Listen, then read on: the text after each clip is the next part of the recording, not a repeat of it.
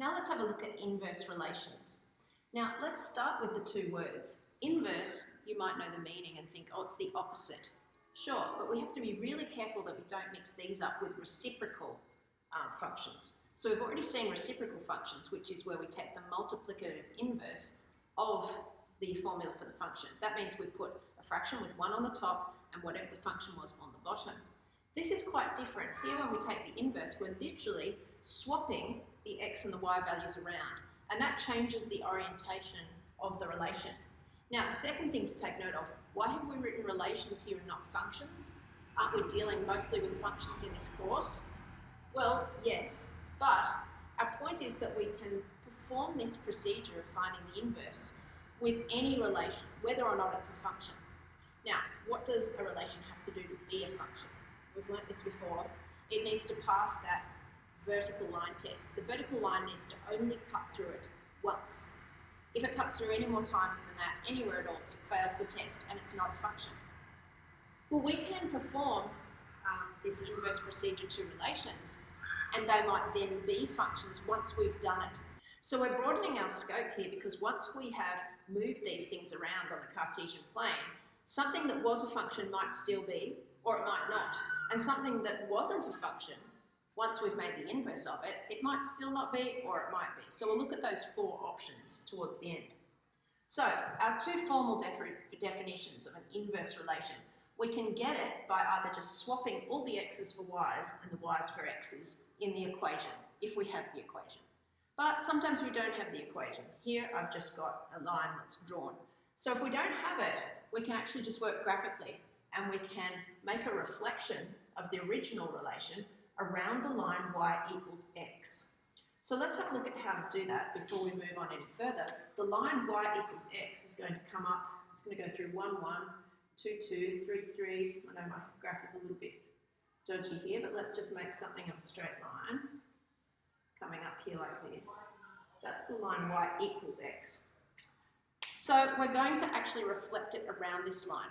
Now, if you're good with symmetry, you'll love this. If you're not so good at it, a few little hacks. I can't turn my whole board around, but if you're working on your book or on a piece of paper, it can be a lot easier if you turn the whole thing so that your line y equals x actually lines up like a straight line, because that way you can see how to sort of mirror something, make it almost look like one of those butterfly paintings that little children do with paint, where they open it up like a book and make everything go onto the other side. So I can sort of do that by turning my head on the side here and seeing how I'm going to make the opposite part. Now I can see it's going to have to go through over here where I've got 2 on the y-axis, it'll be 2 on the x-axis. This point here is going to stay exactly the same. And I've got this rough sort of shape like this coming along. And it looks something kind of like, it looks like this one is going to actually cross the line here, so the other one will too. And I've got something of this sort of leaf shape, which is getting me going. Now let's come back to these points because they can help us. Actually, not this one, we'll come back to that in a minute. The domain of the inverse relation is the range of the original relation and vice versa. Now, what does that mean? Well, if my original relation here was heading towards a horizontal asymptote at y equals 5, then my new one is going to have a vertical asymptote at x equals 5, because we're switching, anything that happens for x is now going to be y, and vice versa.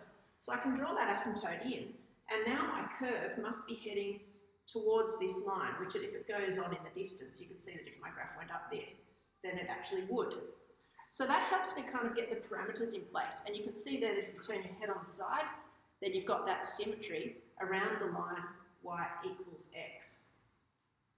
All right, the last point here, I probably should have put it at the bottom, but it's in the middle.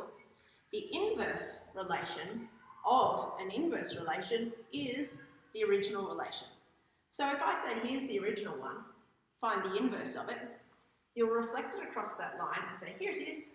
And now if you take the inverse of that, you'll reflect it back across the line and you'll be sitting back exactly where you started. Now, yes, that seems very logical, but when you're working algebraically, it's worth taking that into account so that when you are finding the inverse of an inverse, you know, oh, I've just got the function itself. All right, this time we have to sketch the original relation and its inverse relation. Now the first one's actually a function, And I think that once we do this, you'll appreciate why we're calling these inverse relations. We're keeping the definitions nice and broad so that we're not leaving out any of the graphs that we know. Now, this is a basic parabola. I know it goes through the origin, and if I've got a bit of a scale here, it might help me. 1, 2, 3, 4. We don't need too much.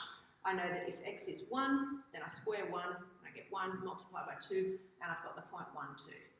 If x is 2, 2 squared is 4, and I'm going to be at 8. So it's going to go up quite sharply. It's going to be way up there. So that means I've got quite a sharp-looking parabola that looks something like this. Okay, rough sketch. That's good enough. Now if we want to find its inverse relation, we've got two methods. We could either do it algebraically or graphically. Let's have a go at both. Now, if we're going to work graphically, then it makes sense to draw in that line y equals x, which goes up at 45 degrees like this. And now we can use artistic techniques, really, to just reflect this across. So we're going to find that however far this is away from here, it's going to be similarly up this side. And we can sketch in something that's going to look roughly like this. Okay, now it's not perfect, okay, it's a sketch, but we've got something that's in the ballpark. Okay, now you can see what's happened there. Any little part of it we can reflect off individually, okay, and you can turn your paper perhaps on the side or turn your head on the side to have a look at it to reason that it is actually a reflection.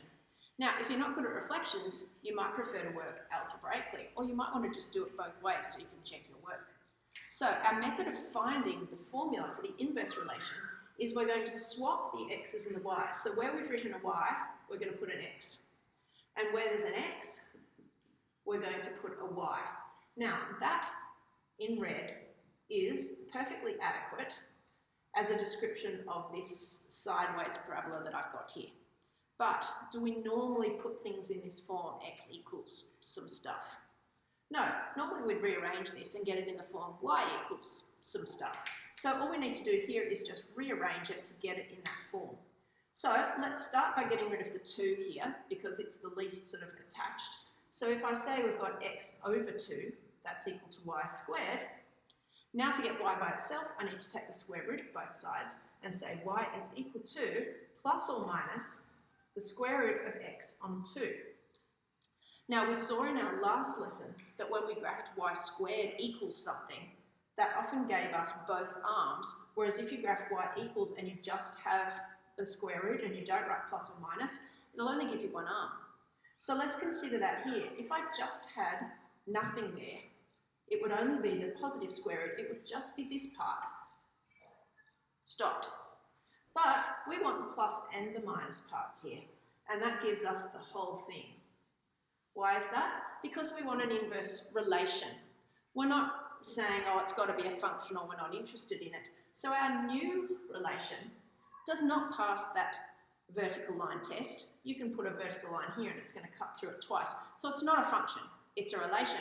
But it is the inverse relation of this function that we started with, and we're interested in the whole thing. So that's why we're happy to call it a relation and give ourselves the positive and the negative parts of it. And you can see that this formula and this formula are really the same graph. They've just been rearranged to make the equation look different. Here we have another one.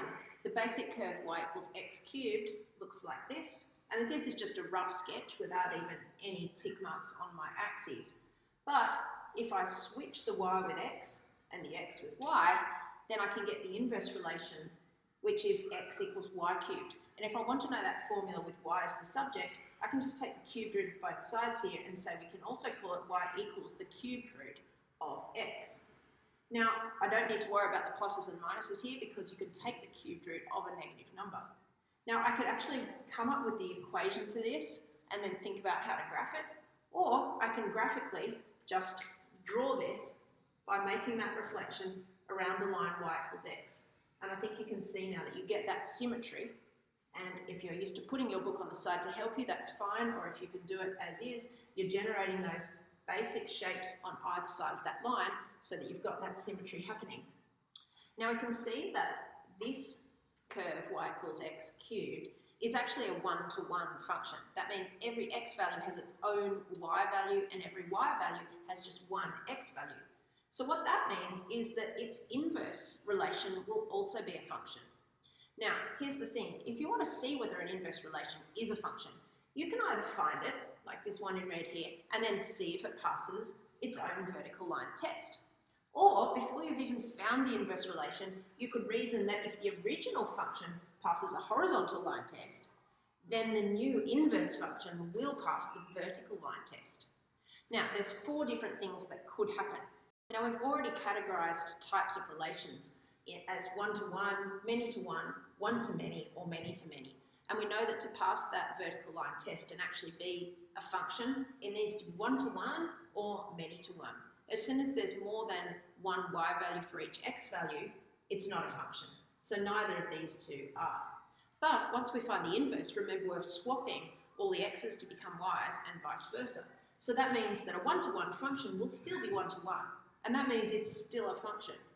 A many-to-one function will become a one-to-many, and that is not a function because there's going to be 2 y values, potentially, perhaps more, for one x. So it fails that vertical line test. A one-to-many relation, which is not a function, once you've made the inverse, will be many-to-one, and so it will be a function. And if it's many-to-many, it's still going to be many-to-many. So neither of these are functions.